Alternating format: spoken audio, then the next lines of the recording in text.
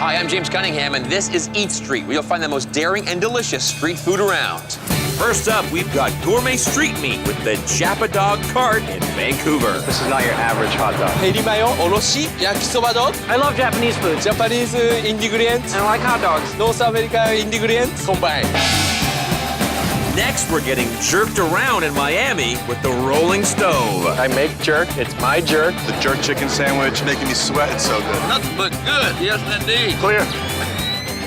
In the streets of Portland, we're getting an authentic taste of Scotland. French Scotsman's fish and chips are true traditional fish and chips from the British Isles. The best fish and chips in town. If it's not Scottish, it's crap. And last but not least, in Los Angeles, we're hitching a ride on the world's coolest ice cream truck. This is ice cream for the grown-up. Really good. Choose your cookie, choose your ice cream. It comes in the edible wrapper. Delicious. All that and much, much more coming up on Eat Street.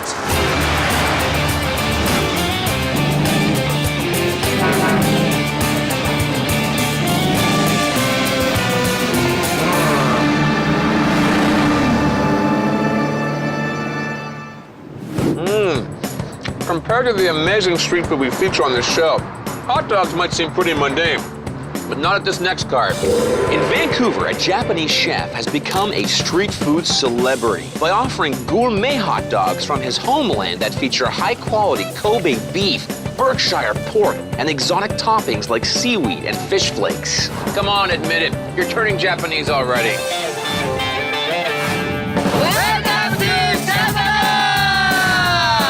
This is not your average hot dog. Not your typical mustard and ketchup. Got some Asian flavors to it. I love Japanese food, and I like hot dogs. The best hot dog bite I ever had. They're so good, I had to come back and get a second one. They have an interesting taste to them. They're really good. Best dog in town. Rocks. Jappa dog is Japanese style hot dog cut. North American ingredients, Japanese ingredients combined. I want to open a restaurant. Vancouver was first stop. Jappa Dog is an institution in Vancouver. When Mr. Tamura came to Canada, you weren't allowed to do anything for street food other than hot dogs. He chose to do a street stand, but mixing it up in his own way. I created a menu of Japanese flavor. Most popular hot dog is herimayo. This is very special because of combination. This hot dog is 100% beef. Special buns. I'm going to put fried onion with butter, teriyaki sauce, Japanese mayonnaise, seaweed, herimayo hot dog. Teramayo is my dog of choice because it's just a delicious hot dog. There's a little whisper of the sea with the nori and then some sweetness with the teriyaki. You gotta get messy when you're eating one of these dogs. It's just way too good. It's a good sausage, face full of seaweed. Good stuff, man. This is so special. You can find only Jappa dog. Yay! This sausage is specially made for us. Because of the quality of the product and the variety of hot dogs, you're never gonna get bored here. The weirdest one I've seen is with edamame. It adds a little bit of toothsome crunch to it, and it eases the guilt quotient. Berkshire pork is very rare.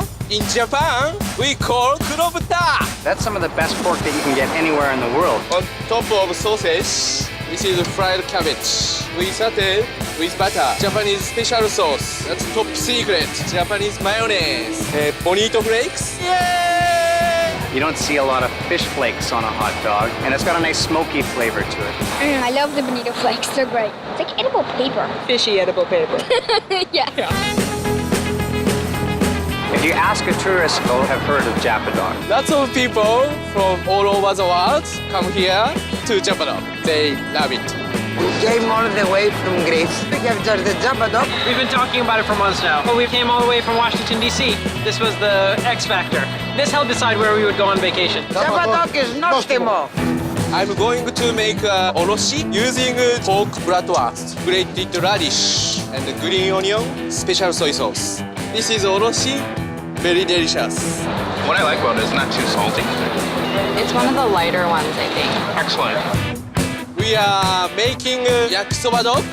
This sausage is Arabiki pork, coarse grind pork. Yakisoba is Japanese fried noodle.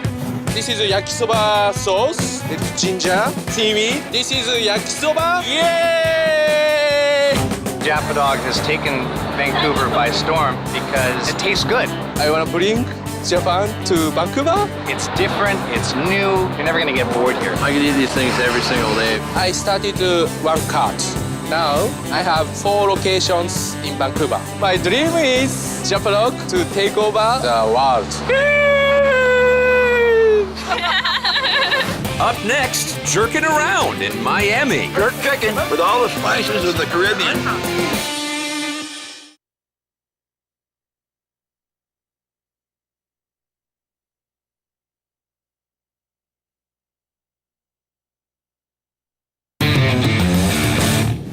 You don't have to be Jamaican to love jerk, man. A fiery seasoning that burn your mouth, blow your mind, and leave you begging for mercy. In Miami, scorching jerk flavor is on the move in a mobile eatery called the Rolling Stove. Here, they put jerk on everything, from traditional Jamaican chicken dishes to modern American burgers. So get ready for the best jerk this side of the Caribbean. Ooh, you know what I'm talking about, man.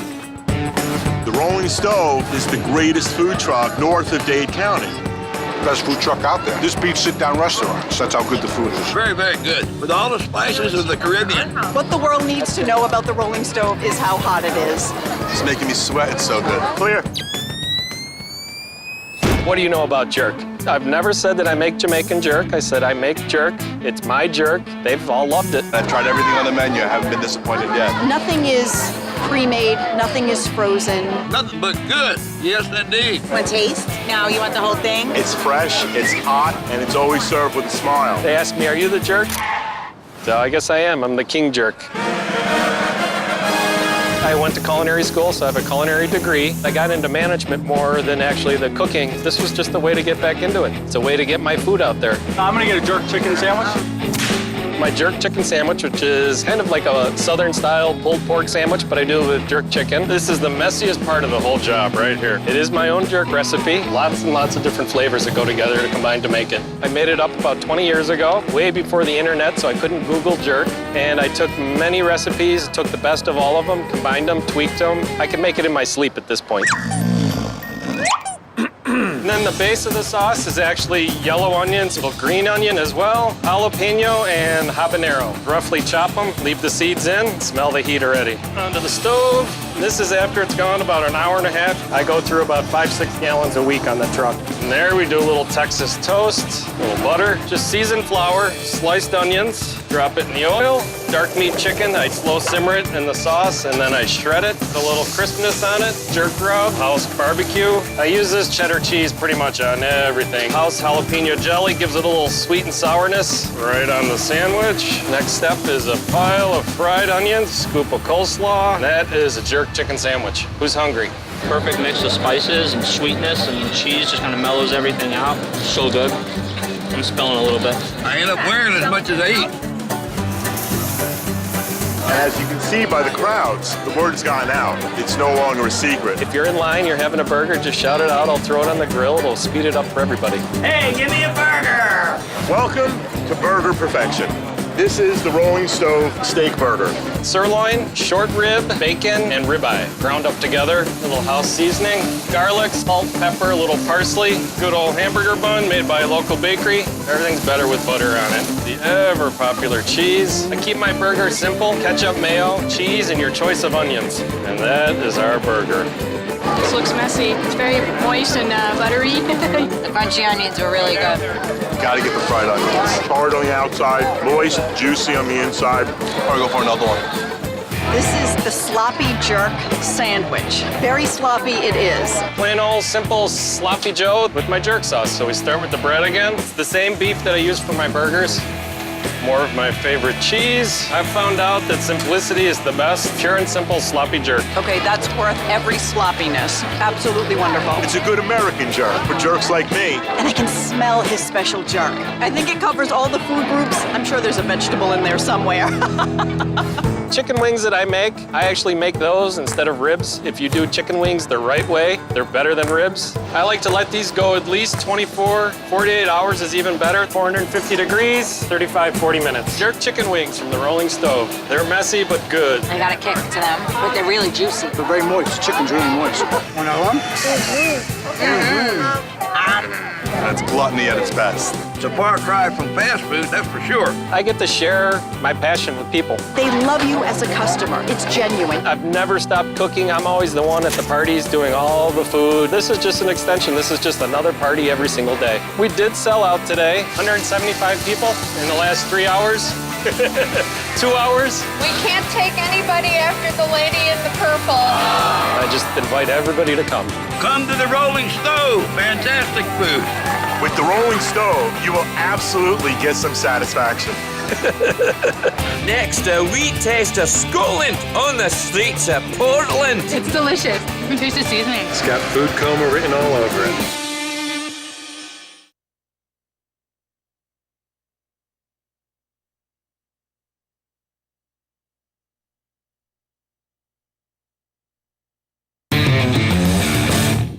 Fish and chips are the comfort food of the British Isles. But getting that real old world flavor on this side of the pond, well, that can be hit or miss.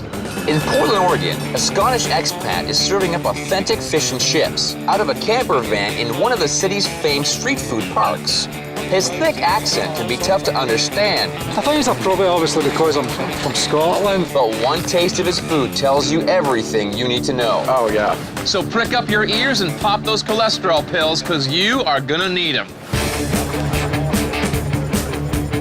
We've never had true Scottish-style fish and chips in Portland. Friend Scotsman's Fish and Chips are true traditional fish and chips from the British Isles. It's excellent. It's the best fish and chips in town. It's the truest to the authentic style of fish and chips like I've had in England. It's delicious. You can taste the seasoning. It's got food coma written all over it. If it's not Scottish, it's crap. The concept of Frying Scotsman basically started when I worked in the oil industry. I always thought about a fish and chip shop in the UK, but circumstances and finances, I couldn't actually do something like that. It was James's wife Sally who suggested he open a food cart, and business was booming right from the start. Everything from the recipe of the batter was handed down a couple generations. It's not something that anyone else has. What James does is a true traditional style fish and chips, plus he's Scottish and he's doing it with a very true Scottish tradition. He's defined himself as the best fish and chips food cart. Expats from the British Isles flock to him because they know he's doing it right. They're not French fries, even though everyone keeps calling them French fries. They're big and fat, they're soft in the middle, they're crispy. I start off usually about 80 pounds of potatoes a day. Once I've peeled them, then I'll cut them and I'll blanch them. James blanches the chips for 5 to 10 minutes until they're soft to the touch. So when the lunch crowd rolls up, a quick dip in the fryer is all they need. Actually tastes better when you double cook them. He doesn't put any seasoning on them. So good. They're perfect. A British batter is pretty unique here because it's light and it's thin and it's crispy. The batter is the be-all and end-all of your fish and chips. James's batter is made with water, vinegar, baking powder, and a few classified ingredients. It's got other things in it and it's secret to me. The thicker you make the batter, the more fat it absorbs and the less crispy it becomes. And I think that's why a lot of people like it, because it's not thick and it's not got beer in it. If you want a beer, you can have a beer with it. You don't have to have it in your batter. It's really crispy. The batter is a lot different than any American one I've found. Plus, he uses some fish you don't normally get over here. In addition to the usual cod and halibut that comes in most American versions of this dish, James offers 3 other fish varieties, all known for their more pronounced flavor. I dip the fish in seasoned flour and then I dip it in the batter. The flour is acting as a sticking agent to the fish, and I just keep turning it so that it gets brown on both sides. You can tell when it's cooked is when it's floating. I like that it's light. It's not all batter. It's fresh. It's just got a good, clean flavor. Real crisp. Oh, wow. Some people find it hard to understand me sometimes. I've slowed down a lot here. I don't speak as quick as I used to, so people do understand me eventually. But I do have problems on the phone sometimes. 9th, number 9. 9th, not main, number 9. It does add a sense of mystique to the cart. With the accent, he proves his authenticity. If you were to buy fish and chips in the UK, you wouldn't get tartar sauce, but I'd do it because people like it. Tartar sauce is basically gherkins, Some people use a blender to chop them and that, but I like to just do it by hand so that it's not too fine. A lot of the ones you buy don't have parsley in it, but I think it makes a difference in the taste on it. What we'll do now is we'll put the mayonnaise in, and then usually we'll just leave it for maybe an hour or so for the flavours to get into the mayonnaise.